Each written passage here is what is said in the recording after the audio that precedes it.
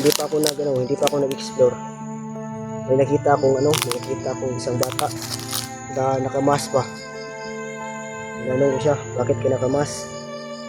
Sabi niya, may nakita daw siyang mga tao na nakaitim lahat, may dalang mga baril na dumaan. Tapos sabi ko gano'n na baka mga kasama mo yun na baka nilinlang lang ako para mahuli ako ba. Kasi hindi po boss. Boss pa nga yung tawag niya sa akin. Boss, amo ka dun, amo. Oh. Tapos hindi naman ako amo. Tapos sabi niya mamaya-maya biglang nawala ba. Tapos sabi niya na yung mag-ina ko daw kinuha daw.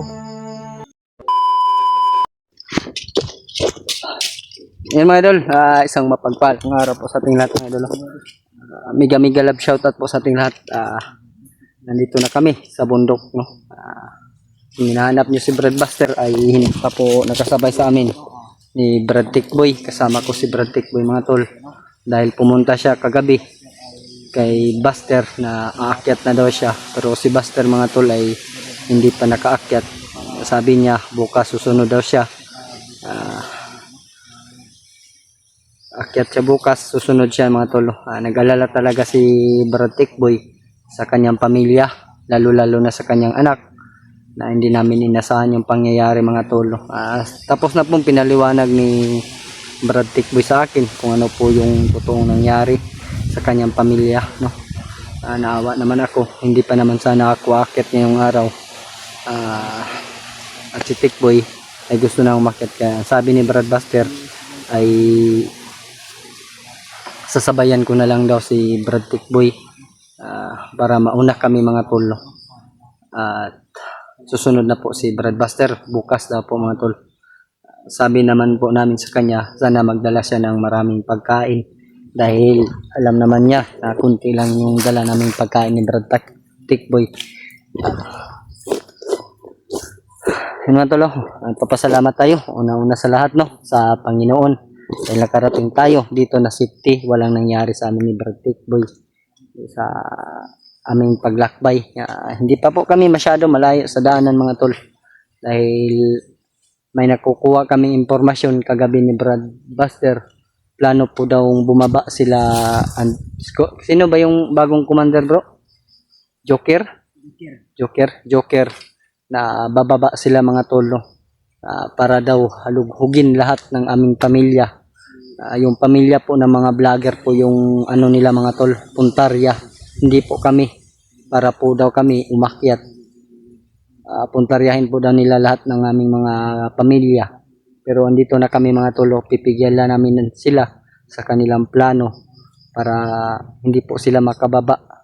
Ayun po mga tol, nagpapasalamat tayo sa una sa lahat sa Panginoon, no? At sa ating mga solid nating taga-subaybay at sa ating mga silent viewers dyan. Mega love shoutout po sa inyong lahat, lalo na kay Ate MJ. Shoutout po sa iyo Ate MJ at kay Tita Hilma. Shoutout po sa iyo Tita Hilma at kay Ate Takashi Mercy, no. Shoutout po sa iyo Ate Takashi Mercy at kay Ate Mel. Ayun po, shoutout po sa iyo Ate Mel. Maraming salamat sa inyo sa walang sawang suporta po sa Team Loverboy po, no. Nagpapasalamat po ako dahil dito tayo napunta ka Brad Buster. Always po tayo niyang inalagaan. Kahit po nagkahirap-hirap, pero andyan siya tumutulong po sa atin, no. Pakita ko rin naman po sa kanila kung gaano tayo kabait. Alam naman po siguro ni Brad Buster, no, mabait tayo dahil tinanggap po tayo niya, no.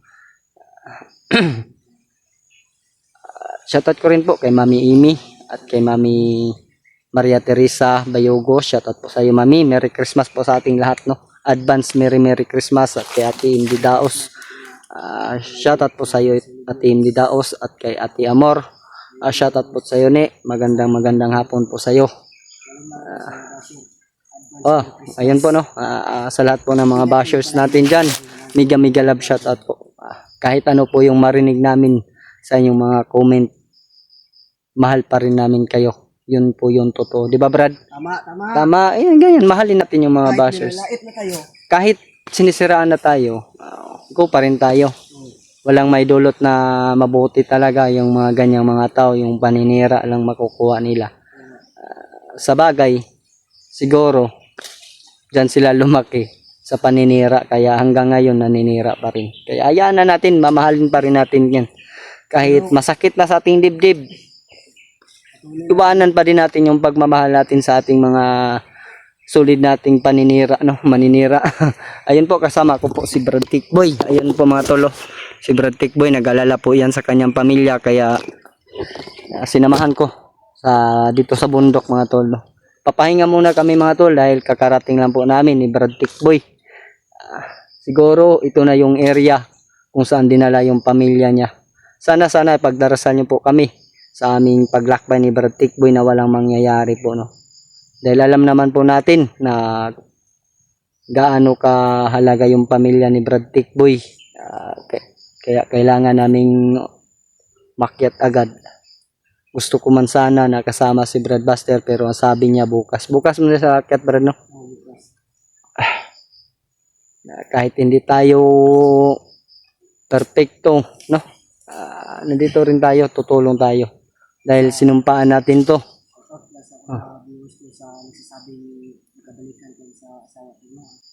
Hindi po totoo na nakabalikan kami na idol, no? Kasi Hindi, nagkahiwalay pala ito. kailangan ko lang tulungan yung mag-ina ko para sa para sa buhay nila, kasi hindi pwede hindi sila tulungan, kasi mahal ko rin yung asawa ko kahit hindi na kami nagkabalikan, pati yung anak ko, kaya tinawagan ko yung kasama ko sa lahat ng team na Birboy na tiniwan ako. Pero hindi po talaga kami nagkabalikan ng asawa ko. Yan po ang totoong sinabi ko. Hindi po kami nagkabalikan. Pero kailangan ko lang silang tulungan. Oo, Brad, Para pamilya, anak mo ba? namin. Ilang buwan na ba yung anak mo, Brad? Magka 5 months na ngayon, yung 17. Ang bilis ng panahon. Yung,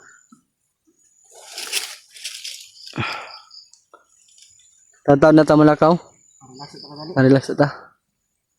Ayun mga tol, mega love shoutout po sa lahat po ng ating mga kasamahan dyan, no? Sa mga hunters. Ayun po, shoutout po sa inyong lahat. Hindi na po tayo mag-mention ng pangalan. Alam naman po ninyo kung sino po yung mga tinutukoy namin. Lahat ng mga hunters, shoutout po. Mag-iingat po tayo palagi. Sana po magtagumpay tayo sa ating kanya-kanya mga mission kahit hindi tayo nagkakasama muli. Doble ingat na lang po yung gagawin natin, no? Ayun po, shoutout po sa inyong lahat. Shoutout ko rin po, no, hindi natin kakalimutan yung pamilya ko, mama at papa ko. Shoutout po mama at papa at sa lahat ng mga kapatid ko, lalo na sa ating pinakamamahal na pamangkin, yung anak ng kakambal ko, no, si Bradjing. Shoutout po sa iyo at sa yung anak na si Renz Kobe. Ayan po, Renz Kobe pala yung pangalan ng pamangkin ko. Ayan po, no. Namimiss ko na po yung pamangkin ko dahil nakikita ko yung ngiti sa kanya. Kahit pagod, mawawala yung pagod namin pag nakikita ko yung pamangkin ko, sa totoo lang. Kahit sa tawag man lang, sa totoo lang, miss na miss ko na talaga yung pamangkin ko. Mahal na mahal ko po talaga yung pamangkin ko. Nagpapasalamat ako sa lahat po na sumusuporta sa kapatid ko at sa kanyang anak, lalo kat Mami Amy, na palagi po siyang po sa kapatid ko, pambili ng gatas sa kanyang anak. Ngayon po na nagpapasalamat talaga ako ng maraming salamat po sa iyo, Mami Amy. At meron din akong pasalamatan, nagbigay ng tulong sa pamangkin ko noon, si Mami Babes Maria Teresa Bayugos. Maraming salamat po sa iyo, Mami, sa tulong mo, no? Sa lahat po ng tumutulong sa kapatid ko noon, sa kanyang anak, ako po'y nagpapasalamat sa inyong lahat, dahil nandyan kayo sumusuporta sa kapatid ko. At sa naghahanap pala kay Brad Gerald, no, hindi lang po ako nakapag video yung pag-uwi ni Brad Gerald. Nakalimutan ko tuloy mga tol. Sana nakita na nyo na sana si Gerald, yung gano'n na yung improvement ng katawan niya, no? Sobrang mataba na po talaga si Gerald mga tol. Ginaganahan po siya na magtrabaho dahil alam niya po yung sitwasyon dito sa bundok. Nagpapasalamat naman po ako sa kanya na tuluyan siyang nagbagong buhay at nagtrabaho. Malaking opportunity yung trabaho sa kanya. dahil yun po yung daw pinag-aaralan niya. At ayun, nakapagkuha siya ng trabaho na nagamit niya yung pinag-aralan niya. Sana po sa susunod meron din tayo matulungan na ganyan. Dahil si Norwil, natutuo lang, sabik na talaga siya mag-aral muli mga tol. Kaya ako po ay nagpapasalamat kay Brad Norwil, nandyan siya, sumusuporta pa rin sa akin. At ako din sumusuporta po din ako sa kanya na bilang isang kuya na po mga tol. Ako po ay nagpapasalamat talaga sa lahat po na nagdarasal sa alaga ko, wag na magbagong isip na bumalik pas dito sa bundok. Sa totoo lang mga tol, naalala din niya po talaga niya yung niya, pinsan kahit sino naman po, kahit ako, naalala ko din dahil alaga natin yun noon. Kaya ako po nagpapasalamat yung mga dasal, lalo na sa ating mga solid nating taga-subaybay, solid nating taga-subaybay, at sa ating mga minamahal nating mga bashers dyan. Kahit ganyan sila mga tol, malaking tulong din yan sa akin. Kahit nagbabash sila, malaking tulong din yun sa atin. Kaya kami patuloy pa rin kami sa aming mission na aming tinahak dito sa mundo. Ano po yung dapat naming gawin. Nandyan kayo, dyan kami kumukuha ng lakas sa inyong mga suporta, sa inyong pagdarasal. Kaya buhay namin yung paglalakbay namin, pag-i-explore, tulad ngayon sa pamilya na naman ni Brad Tikboy. Nagbalik na naman po yun, na kuha yung pamilya ni Brad Tikboy at saka yung bata. Sana ay makita agad namin, baka bukas, susunod na araw, sana hindi na magtagal, dahil naawa na po talaga ako sa bata mga tol. Dinadamay na nila yung mga pamilya namin, kami mga hunters, bibing-bibi pa talaga yung anak ni Brad Tikboy. Kaya kailangan namin matulungan. Asa din ako ay mong kuan Brad. Kami. Ito sa naon may kanang kuan ba? Nang gisugo o yung papa daw ito sa magkuan ba? Kuyo Samantala doon kami titira. Sa area, maganda naman ang area yun. Puro yung tanim, puro gulay. Walang may kubo doon na maliit, yung kasya lang sa aming tatlo.